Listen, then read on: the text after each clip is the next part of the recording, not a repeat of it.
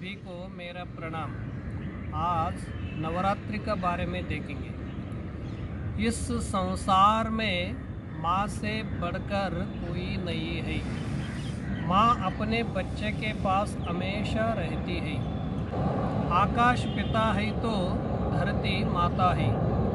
पिता हमेशा बच्चे के पास नहीं रहते हैं। माँ हर मुसीबत से बच्चे की रक्षा करती है। नवरात्रि में हम माँ की पूजा करते हैं। नवरात्रि हिंदुओं का एक प्रमुख पर्व है। नवरात्रि शब्द का अर्थ होता है 9 रातें। इन 9 रातों के दौरान देवी के 9 रूपों की पूजा की जाती है। 10वां दिन दशहरा के नाम से प्रसिद्ध है। इन 9 देवी के नाम और उनका अर्थ यह है। शैलपुत्री, इसका अर्थ पहाड़ों की पुत्री होता है। ब्रह्मचारिणी, इनका अर्थ ब्रह्मचारिणी।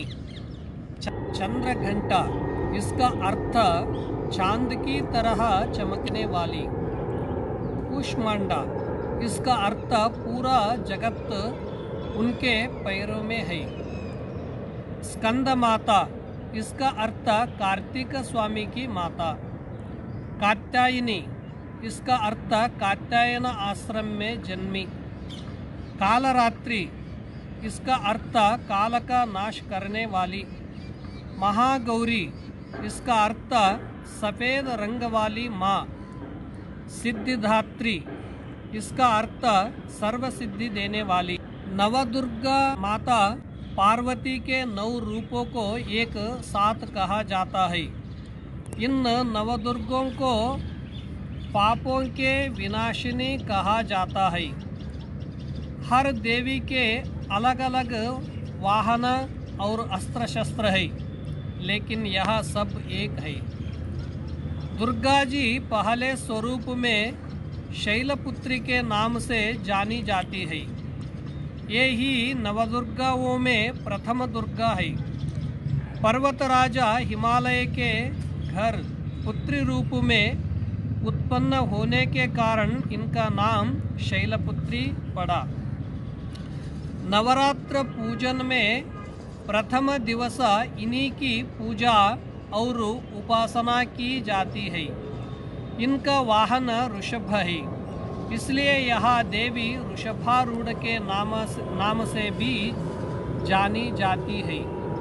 इस देवी ने दाएं हाथ में त्रिशूला धारण कर रखा है और बाएं हाथ में कमला सुशोभित है। यही सती के नाम से भी जानी जाती है। नवरात्रि पर्व के दूसरे दिन माँ ब्रह्मचारिणी की पूजा अर्चना की जाती है।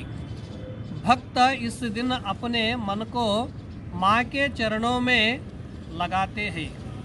ब्रह्म का अर्थ है तपस्या और चारिणी यानी आचरण करने वाली।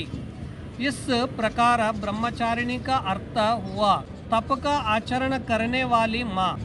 भगवान शंकर को पति के रूप में प्राप्त करने के लिए माँ ने घोर तपस्या की थी।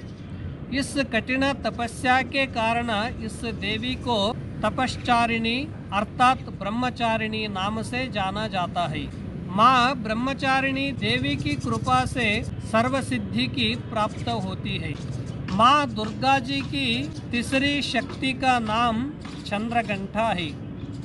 नवरात्रि उपासन में तीसरी दिन माँ चंद्रघंटा की पूजा की जाती है। इस दिन साधक का मन मणिपुर चक्र में प्रविष्ट होता है।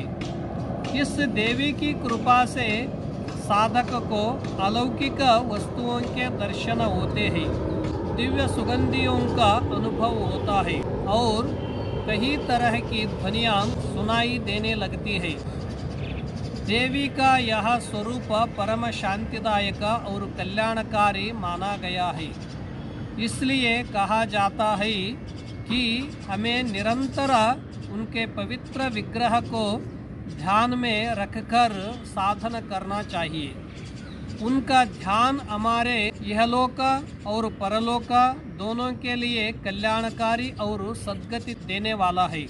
इस देवी के मस्तक पर घंटे के आकार का आधा चंद्र है, इसलिए इस देवी को चंद्रघंटा कहा गया है। इनके शरीर का रंग सोने के समान बहुत चमकीला है। इस देवी के 10 हाथ है। वे खड्ग और अन्य अस्त्र शस्त्र से विभूषित है। नवरात्रि में चौथे दिन देवी को कूष्मांडा के रूप में पूजा जाता है। ब्रह्मांड को उत्पन्न करने के कारण इस देवी को कूष्मांडा कहा जाता है। जब सृष्टि नहीं थी, चारों तरफ अंधकार ही अंधकार था, तब इसी देवी ने अपने ईशत हास्य से ब्रह्मांड की रचना की थी। इसलिए इसे सृष्टि की आदि स्वरूपा या आदि शक्ति कहा गया है। नवरात्रि का 5वां दिन स्कंद माता की उपासना का दिन होता है। मोक्ष के द्वारा सामने वाली माता परम सुखदायी है। माँ अपने भक्तों की समस्त इच्छाओं की पूर्ति करती है। इस देवी की 4 भुजाएं हैं। यहाँ दाई तरफ की ऊपर वाली भुजाओं से स्कंद को गोद में पकड़े हुए है। नीचे वाली भुजाओं में कमल का पुष्प है।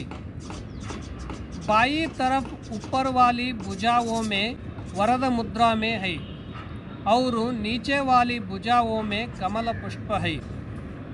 पहाड़ों पर रहकर सांसारिक जीवों में नवचेतन का निर्माण करने वाले स्कंद माता नवरात्रि में 5वें दिन इस देवी की पूजा अर्चना की जाती है। कहते हैं कि इनकी कृपा से मूढ़ भी ज्ञानी हो जाता है।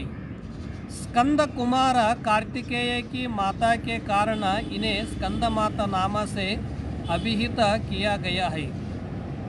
इनके विग्रह में भगवान स्कंद बाल रूप में इनकी गोद में विराजित है।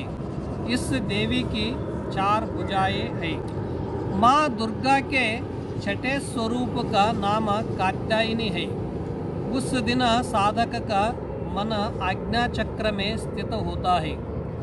योग साधन में इस आज्ञा चक्र का अत्यंत महत्वपूर्ण स्थान है। नवरात्रि में छठे दिन माँ कात्यायनी की पूजा की जाती है।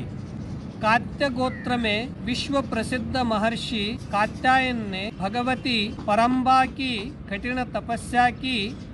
उनकी इच्छा थी कि उन्हें पुत्री प्राप्त हो। माँ भगवती ने उनके घर पुत्री के रूप में जन्म लिया, इसलिए यह देवी कात्यायनी कहलाई। इनका गुण शोध कार्य है, इसलिए इस वैज्ञानिक युग में कात्यायनी का महत्व सर्वाधिक हो जाता है। इनकी कृपा से ही सारे कार्य पूरे हो जाते हैं। यह वैद्यनाथ नामक स्थान पर प्रकट होकर पूजी गई। माँ दुर्गा जी की 7वीं शक्ति कालरात्रि के नाम से जानी जाती है। दुर्गा पूजा के 7वें दिन माँ कालरात्रि की उपासना का विधान है। इस दिन साधक का मन सहस्रार चक्र में स्थित रहता है। इसके लिए ब्रह्मांड की समस्त सिद्धियां का द्वारा खुलने लगता है। कहा जाता है कि कालरात्रि की उपासना करने से ब्रह्मांड की सारी सिद्धियों के दरवाजे खुलने लगते हैं और तमाम आसुरी शक्तियां उनके नाम से उच्चारण से ही भयभीत होकर दूर भागने लगती है। माँ दुर्गा जी की 8वीं शक्ति का नाम महागौरी है। दुर्गा पूजा के 8वें दिन महागौरी की उपासना का विधान है। नवरात्रि में 8वें दिन महागौरी शक्ति की पूजा की जाती है। नाम से प्रकट है कि इसका रूप पूर्णतः गौरवर्ण है। इनकी उपमा शंख, चंद्र, और कुंद के फूल से दी गई है। अष्टावर्ष भवेद। गौरी यानी इनकी आयु 8 साल की मानी गई है। इनके सभी आभूषण और वस्त्र सफ़ेद है, इसलिए उन्हें श्वेतांबरधरा कहा गया है। इनकी 4 भुजाएं हैं और वाहन ऋषभ है, इसलिए ऋषभारूढ़ भी कहा गया है इनको। इनके ऊपर वाला दाहिना हाथ अभय मुद्रा है तथा नीचे वाला हाथ त्रिशूल धारण किया हुआ है। ऊपर वाले बाएं हाथ में डमरू धारण कर रखा है और नीचे वाले हाथ में वरमुद्रा है। इनकी पूरी मुद्रा बहुत शांत है। माँ दुर्गा की 9वीं शक्ति का नाम सिद्धिदात्री है। ये सभी प्रकार की सिद्धियों को देने वाली है। नवरात्रि के 9वें दिन इनकी उपासना की जाती है।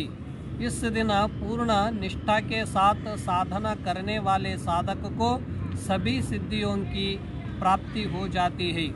इस देवी के दाहिने तरफ नीचे वाले हाथ में चक्र, ऊपर वाले हाथ में गदा तथा बाईं तरफ के नीचे वाले हाथ में शंख और ऊपर वाले हाथ में कमल का पुष्प है।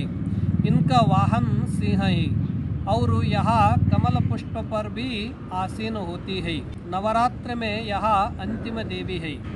दशहरा हमारे भारत में प्राचीन समय से मनाया जा रहा है। श्री राम जी ने लंका के राज रावण को दशहरा के दिन मारा था। रावण के 10 सिर थे। यह 10 सिरों को नकारात्मक प्रवृत्तियों के प्रतीक के रूप में जाना जाता है। यह प्रवृत्तियां हैं काम, क्रोध, लोभ, मोह, मद, मत्सर, घृणा, ईर्ष्या, द्वेष और भय। हमारे शरीर में भी यह 10 प्रवृत्तियां हैं। राम हमारी आत्मा है।